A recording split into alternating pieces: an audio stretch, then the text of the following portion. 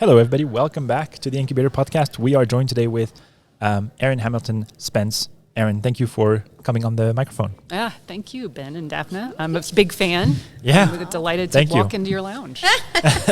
So can you tell us a little bit about where you're coming from and what is bringing you to the CHNC symposium? What are you excited to hear about here? So I'm a neonatologist in Fort Worth, Texas, at a quaternary care center, and we have several other smaller centers as well. But here at CHNC and across the board, I'm interested in nutrition, right? And human milk nutrition specifically.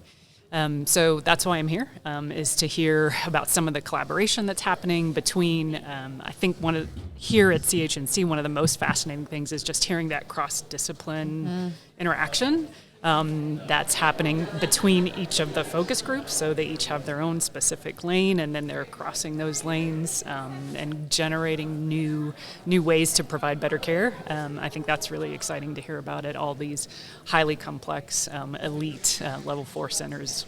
Yeah. It's creating like a web of overlap, right? And then when the groups partner together, that's really exciting. Yeah. And I think you bring up a good point about how multidisciplinary it is, not just across specialties, but across, all of the neonatal professionals in the NICU. For sure. I like that. I mean, that honestly, I feel like multidisciplinary teams is where the magic happens. Yeah.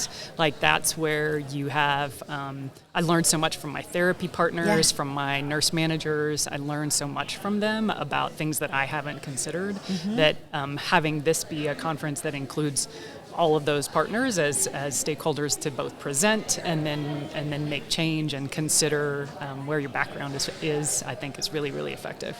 Yeah, we saw that a lot last night at the poster presentation. Agreed. Lots of different types of professionals presenting data for their units, which I think is such a lovely way to partner with, our other teammates. Yeah, so today's kind of like the nutrition day. It is. Yeah. It is. Yeah. We just got to hear Amy Hare talk about the Texas Children's Experience. Yeah. And they certainly break the curve for a lot of us interested in nutrition and wanting to focus on how to do better practices.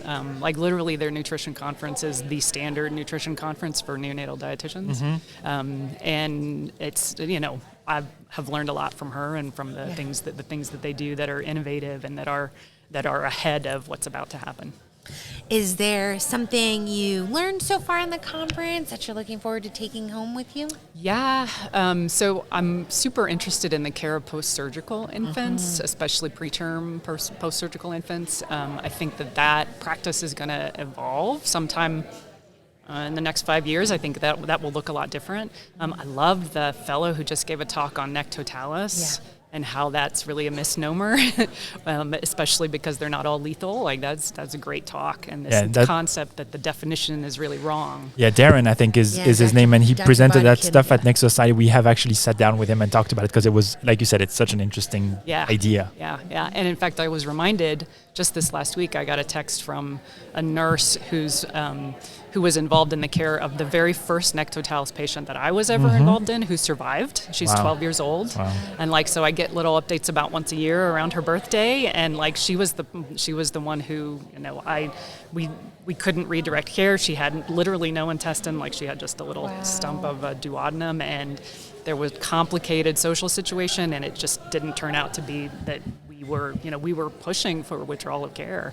And then there was one moment where it kind of changed, and we decided, she seems to be recovering okay, right? She's past that inflammatory stage, and she's gonna survive. Yeah. Right. So now what do we do? And we have to reconfigure our whole concept about it. So she's 12 years old.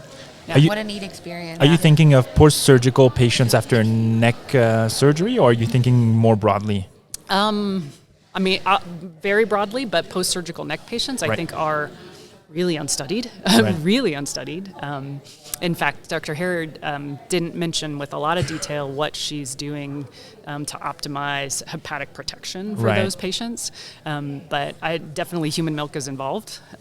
So whether it's parent's own milk or donor milk, that probably should be involved. But it's also, we're just fine-tuning the ways we treat these different subpopulations. Agreed. Absolutely. Agreed. Yeah. And I think and there's Dr. Robinson, who we spoke with this morning, is going to talk about IV lipids. Yes. And so that I think is very here in pertinent. a few minutes. Yeah, very pertinent to Yeah. our discussion on the post-surgical. and I think patients. for neck patients, we tend to think of feeding as the insult that we inflicted on the patient, when in truth it's such a more complicated pathophysiology. And so Yeah. when you're talking post-surgical patients, we're like, I'm not going to be the one who's going to restart feeds on this baby after, right? And it's completely misplaced. So Yeah, it's interesting. I have this anticipation that in neonatology we're gonna like start to adopt this more holistic approach about food as medicine, right? And how do we optimize the food, right? Yeah. And so that we can maybe not feel like we're the insult. that we're the insult, that we can really start to heal these intestines in these babies. Yeah, for sure. I think that it's such a great job, right? Like medicine, we're always learning we were wrong about something and we can do better. Yeah. I do think that the preterm intestine, has a lot of opportunity to improve and grow. And like she mentioned, your bowel continues to grow just like your lungs continue to develop. So I think that we will learn both from the cellular level and from the actual, patient level, how preterm intestines should be treated after surgery, whether it's neck or something else, because we know so little right now. Right. Just a standardized feeding guideline might be a nice start. Sometimes they fit in that low risk preterm. This is what I do with preterm infants who are otherwise uncomplicated, but sometimes it doesn't. And knowing when to adjust and when to shift into that middle lane instead of the fast lane may be actually something that would be very useful for us. That's super interesting. It's conferences like these that make me think about those PICU attendings I had when I was a medical student and a resident who were like, in neonatology, everything's figured out already, and you only treat 3 pathologies. I feel like I'd like to invite them to some of these conferences and say, well, we're really just on the brink of all of the pathophysiology that we treat. Yeah. It's exciting time. I had an attending at the end of residency, so about to begin fellowship, and I did them in the same institution in Houston.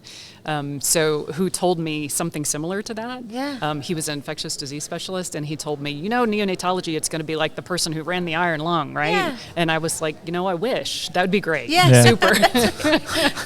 I would be a lot less stressed out about it. Yeah, exactly. Okay. Erin, thank you so much for making the time to drop by and for sharing your thoughts. Yeah, nice to meet you. Thank you. Okay. Thank you both. Oh my gosh, that was really